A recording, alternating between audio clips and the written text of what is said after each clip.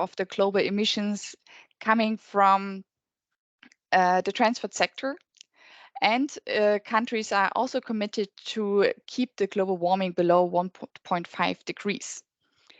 To achieve this, countries therefore also need to identify nationally appropriate mitigation actions, but they also need to understand where they're right now, like the status quo, and what is achievable for them.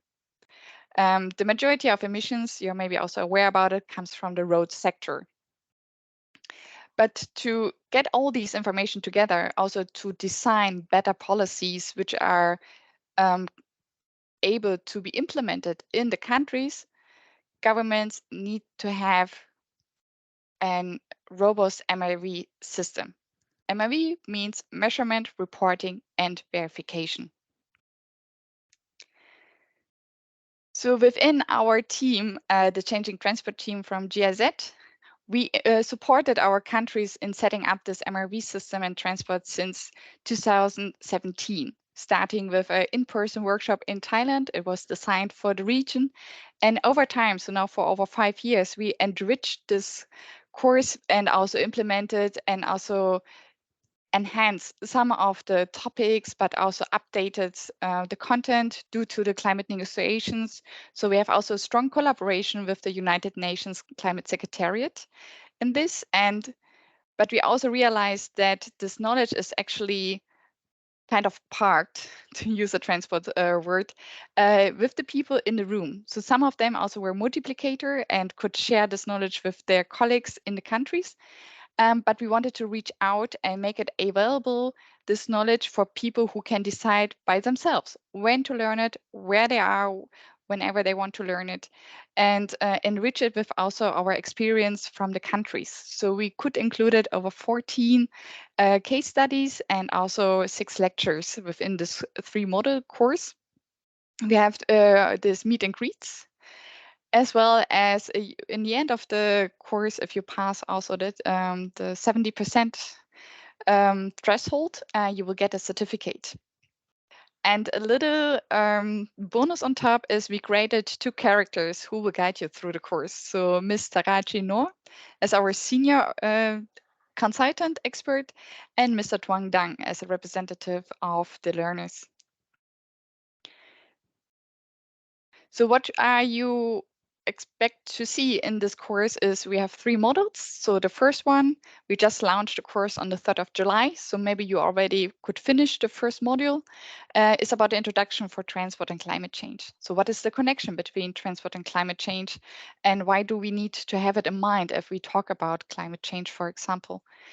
The second module is about the basic approaches for the calculations. So then we go like into the numbers and also see like how to get the numbers, which data are important, and also how to set up a system to track the achievements. And the last one is then really the deep dive into like the decision making, but also the design and the system itself for mitigation measures in transport. Appropriate for your country, and how to model the emission mitigation achievements. So for today, as I said, we just launched on 3rd of July. We foreseen that maybe some of you already could complete it, the first module, where also our expert Mónica Espinosa was part with one of her first lectures. In this module, we touched upon the basics, but also you could learn a little bit more about the international conventions, as well as the enhanced transparency framework.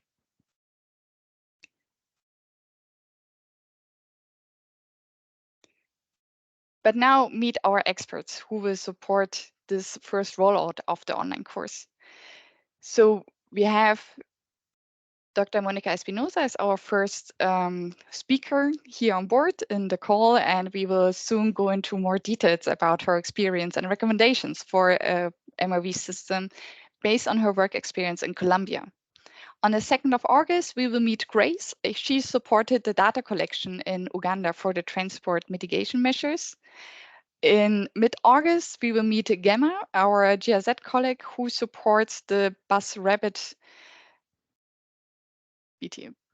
transport rapid projects It's a collaboration with 5 pilot cities. And there she will share about the collaboration with the cities, the stakeholders, but also the importance of which data to collect.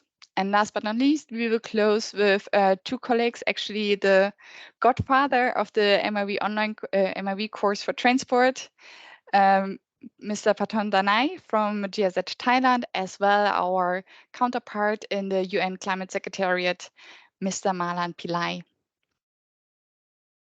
So let's start here with our expert, Dr. Mónica Espinosa. Please open your camera and your mic.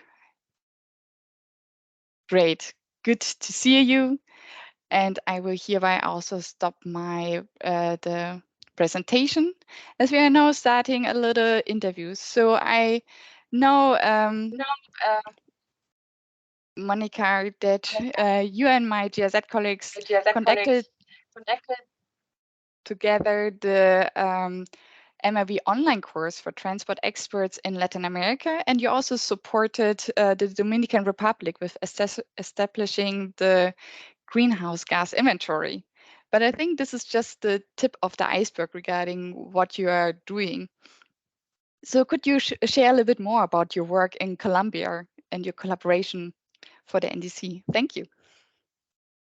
Thank you. Thanks for inviting me for this meet and greet session. So I've been involved in several projects related to sustainable transport, mainly evaluating impacts of transport in terms of local and global pollution. Among my previous experience in climate change is the design and evaluation of greenhouse gas mitigation options using different approaches. I think that this is similar to the work that many of you have been doing in your countries. And there is also a technical support in designing the methodologies to monitor greenhouse gases emissions and to estimate avoided emissions. So my experience has been mainly in Colombia and in other countries and cities from Latin America and the Caribbean.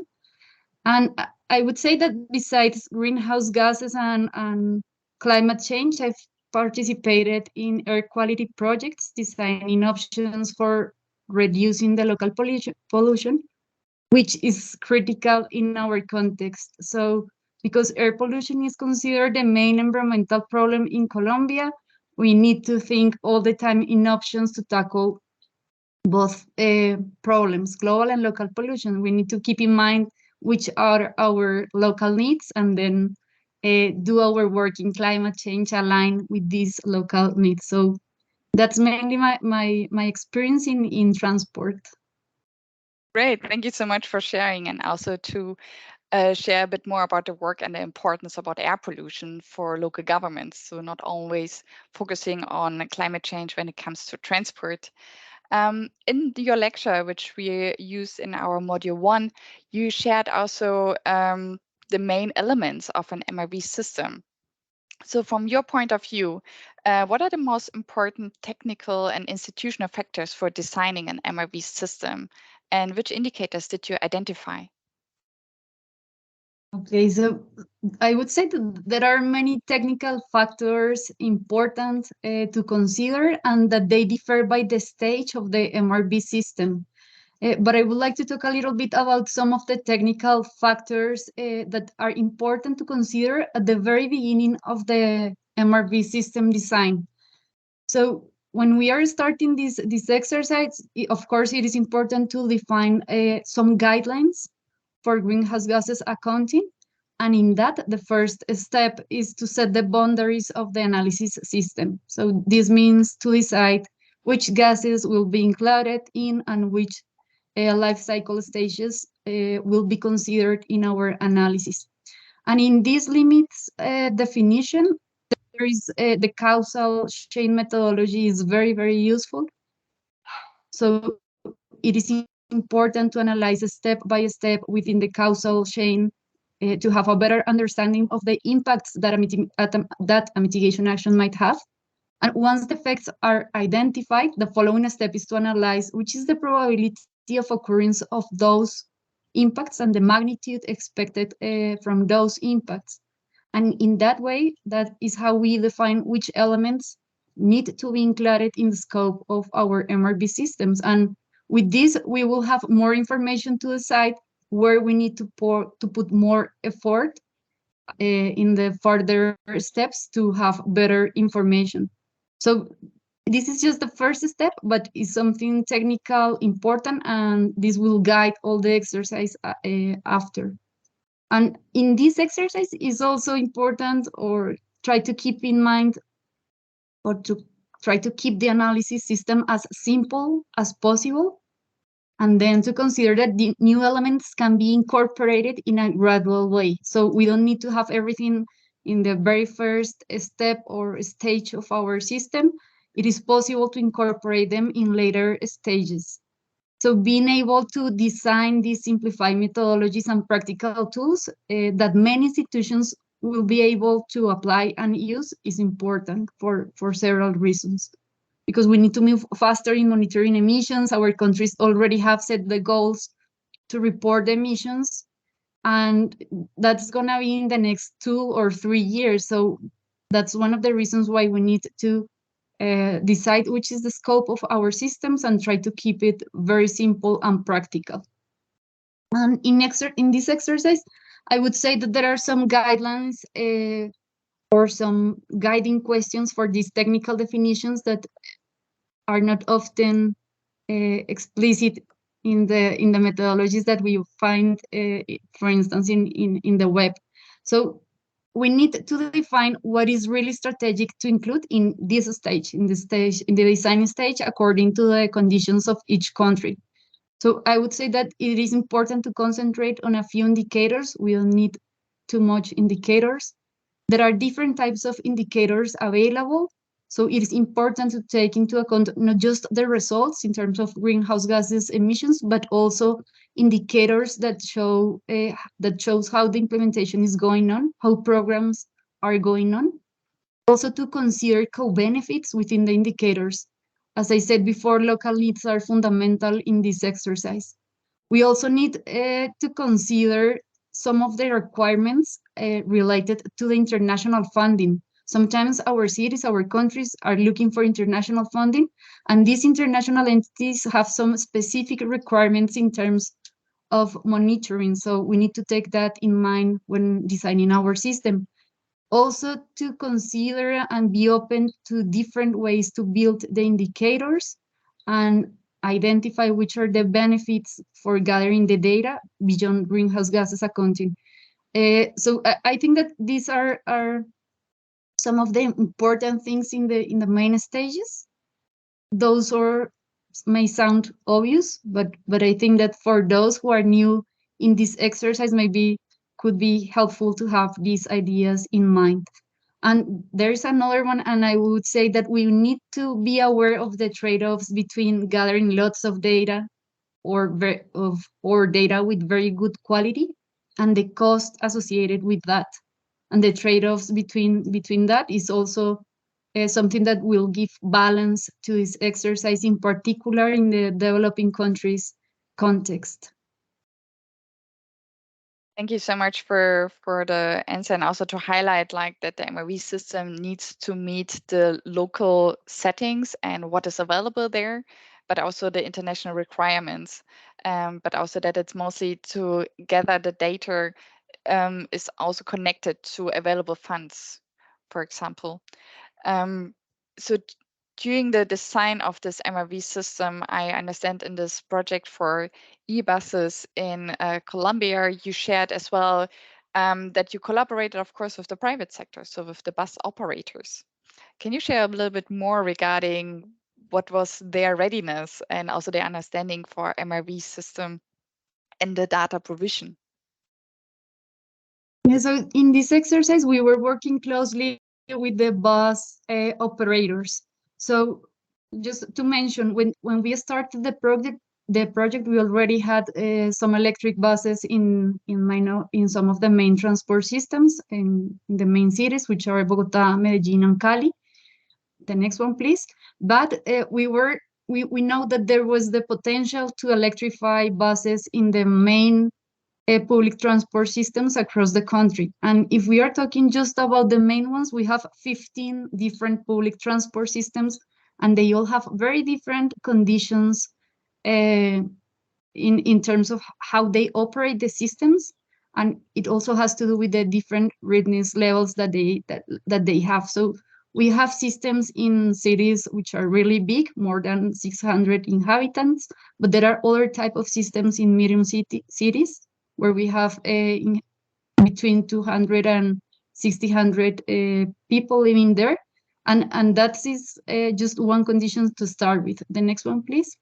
So in that exercise, we developed workshops and a very big survey, and we did bilateral meetings because we wanted to understand a little bit better their condition in terms of the technical resources they have, if they have or not data monitoring practices in place, and how was the system set at the beginning. The next one, please. So with the survey, we identified that 10% of these bus systems did not have any protocol to collect data or to report data. And I'm not talking about climate change data, but any old type of data. 30% have some types of protocols to collect this data, and 40% already have automatic systems and protocols to collect and report the data. So these are very different levels. And in this exercise, we knew that it was important to include all of them in the methodology. So with this, we decided to propose a scheme, for instance, to estimate the emissions, where the equations are the same, but different levels of data quality are possible. And I think that the recognition of these levels is what it makes possible to progressively improve these systems, supported by the creation of the technical and the financial capacities that we need to simultaneously. So at the end, the MRV system will be able to operate. So I think that was one of the ways how we involve private sector and public sector, but many diverse and different actors in this process. Totally, and also thank you very much for sharing that the level of the data available, or how even the private bus operators are collecting the data, is super different. And MRV system, the implementation always means to have a collaboration, but also an understanding, like where the different units or entities are standing regarding their understanding, but also regarding their data availability. Thank you very much for sharing this. I would like now to hand over to Marlene to see like if there are any questions like from the chat, or also shared beforehand in the Atingi website, where our transport data from MRV to Action online course is launched. Marlene, over to you. Thank you, Kirsten, and thank you, Monica, for this fruitful answers. And yeah, we didn't have any questions in the chat right now so far. So I will continue with the third question before we letting the participants also to ask some questions. So from your experience, which policies and skills within the government entities are supporting the MRV implementation? Yeah, so I think that policies and regulations are really key in supporting the MRV systems, and they are required at different levels, from the national level with general mandates to specific regulatory instruments. For instance, to support the processes to share the data among actors, because this data collection represents additional work. So data sharing also has implications in terms of for public and private actors. And sometimes it implies sensitive data. So therefore, some mandates and some rules are needed to support the MRV system. But among other skills, I think that it is important to recognize that certain entities, and for instance, in our case in Colombia, the National Planning Department, has a lot of experience in monitoring public policies. So these skills are of great support to the new greenhouse gases MRV systems. So it is also important to recognize and to identify which of those institutions have more capabilities to support this type of exercise, even if they have not participated before in greenhouse gases monitoring. And at the local level, we have seen and we have found that there are transport operators really willing to contribute to this greenhouse gases mitigation and to greenhouse gases reporting. So it means that they are ahead of the policies. And sometimes this is the best part, when there are people open to learn new things and to implement new things. And it is important also to identify where these actors are, because we can start to work with them in the first stages. And it is also important to keep them in mind, because we need to produce and to generate some practical tools ready to use, because there are cities or there are entities, that actors that are really willing to start with this exercise, even if we don't have all the policies in place. Thank you very much, Monica.